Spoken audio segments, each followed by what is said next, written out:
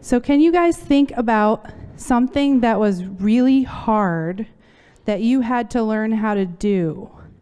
I think when you're a little kid, there may not be a lot of things that you feel like have been really hard, but I can tell you one thing that your parents watched you do that looked really hard.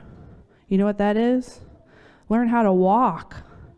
You know how many times you fell down and then you had to get back up? It took a lot of work for you to be able to do that. Now, a lot of you, let's see you raise your hands. How many of you can ride a bike? Yeah, pretty much everybody. Did that take a lot of work for you to learn how to ride a bike? I feel like it took a lot of work for me to ride a bike. One time, I was learning to ride my bike. My dad was running along behind me, and I took off, and you know what I did? I went straight into a ditch full of water.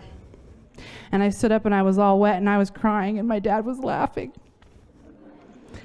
It was really hard to learn how to ride a bike. Another time I fell, and I scraped my leg up really bad. But you know what?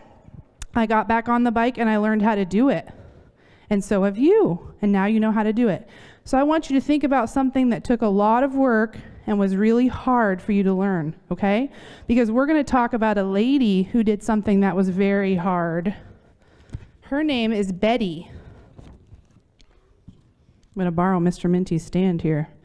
This lady's name is Betty Robinson. Do you see her picture right there? Betty Robinson lived a long time ago. She was 16 years old in 1927. She was alive probably when your great-grandparents, about the time they were born. So it's about 100 years ago. And she loved to run. In fact, she was in high school, just like the kids that live over here in the dorms. And one day she had to catch a train. And she had to run so fast to catch this train. And the coach of the track team was on the train, and he saw her run. He said, she needs to be on our track team. And so she trained on the track team, and she ended up being so good that she went to the Olympics. Does anybody know what the Olympics are?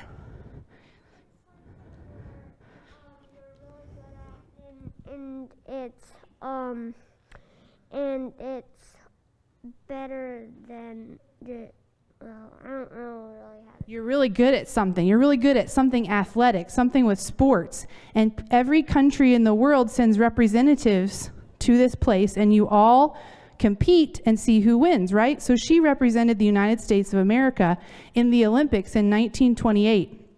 She was the first woman, she was a runner, she was the first woman to win a gold medal in track and field. She ran a 100-meter dash. 100 meters is about the length of a football field, and she ran it in 12.2 seconds. It was very fast for that time. Sometime you go see if you can run across a football field and see how long it takes you, the long way, right? Well, that was a really big, amazing thing, and it was really hard. It's very hard to get to the Olympics. You have to be really good. But she went home, and she's kept training, and she thought, well, I'm going to go to the next Olympics. And so she kept training. Then one day for fun, she went on a plane ride. And when she was up in the plane, she was looking out over the land, and it was so nice and pretty, but then all of a sudden she heard, is that a good thing to hear when you're in a plane? No. And unfortunately, the pilot could not get the plane to recover, and the plane crashed. And the people that came to the plane to rescue them, they thought that Betty was dead. She was so hurt. But what had happened was, her main injury was that her left leg was completely crushed. And they had to take her to the doctor, and they had to put a long piece of metal in her leg. And they said, Betty, you are probably never going to run again, and you definitely won't run again, and you probably are never going to walk again. How do you think that made Betty feel? She was very sad and disappointed. But you know what she said? She said, I'm going to do it. I'm going to walk, and I'm going to run again. And she was only in a wheelchair for 4 months. And then she started walking, and she walked with crutches, and then she started jogging, and then she started running again. And every day it hurt when she did it. And she couldn't bend down. You know, runners, when they start a race, they have to crouch down. but she couldn't bend her knees that far anymore, her left leg. And her left leg was shorter than the other leg.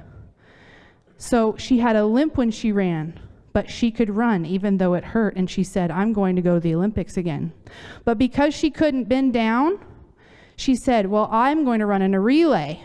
Now, a relay takes 4 people, okay? And what happens is the first person starts and they're holding a baton, like a little piece of wood. And then they pass it to the second person, the second person runs. And the second person takes it to the third person, and they pick it up and they run. Then the third person gives it to the fourth person, then they run. And then they win the race, or they run the race and see what place they get. So how many people is in a relay? 4. Okay. So she couldn't be the first person because she couldn't get down. She couldn't crouch down and kneel down like they have to. But she could be one of the other people, even though it hurt to run. The 1936 Olympics was in Berlin, Germany. This for the adults, they may remember, this is the same Olympics that Jesse Owens was in. And so she went to Germany, and this was right before World War II, so there was a lot of people who were very nervous about this Olympics. And the German team was the team to beat in the relay. And so Betty and 3 other Americans, they ran in this relay against the Germans.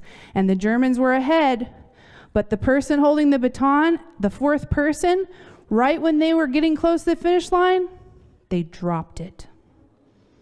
And that made the Americans win. So this was the 2nd gold medal that Betty had won. And she was able to do it even though it hurt terribly to run, because she really wanted to run. It made her happy, and she wanted to work hard to do it. Now, do you guys know that you're in a race every day? Every single day. The Bible tells us that we are in a race, and the finish line is when we get to heaven, okay?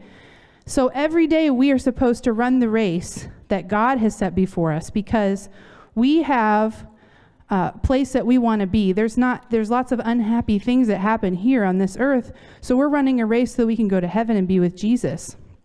The Apostle Paul talks about this race in Hebrews 12, and this is what he says. Let us run the race that is before us and never give up. We should remove from our lives anything that would get in the way. Let us look only to Jesus. He is the one who began our faith, and he makes our faith perfect. Think about Jesus. He held on patiently while sinful men were doing evil things against him. Look at Jesus' example so that you don't get tired and stop trying. Do you think sometimes it's hard to be a Christian? Or is it always easy? Sometimes it's hard. Sometimes there's things we might have to miss out on or do differently. Sometimes when all of our friends are doing something that's not right, even maybe if it's laughing at somebody who might get their feelings hurt, but you don't want to stand against the whole group of friends, sometimes that's hard. Or sometimes my boys have been on a baseball team, and sometimes the baseball games happen on Saturday, and they can't play on that day, and that's kind of hard and sad. But they know they're making the right choice by choosing to be here at church with you, right? So just remember that you're in a race, and the finish line is heaven, and we all want to get there and be congratulated and get to see Jesus, our best friend. You guys can go back to your seats.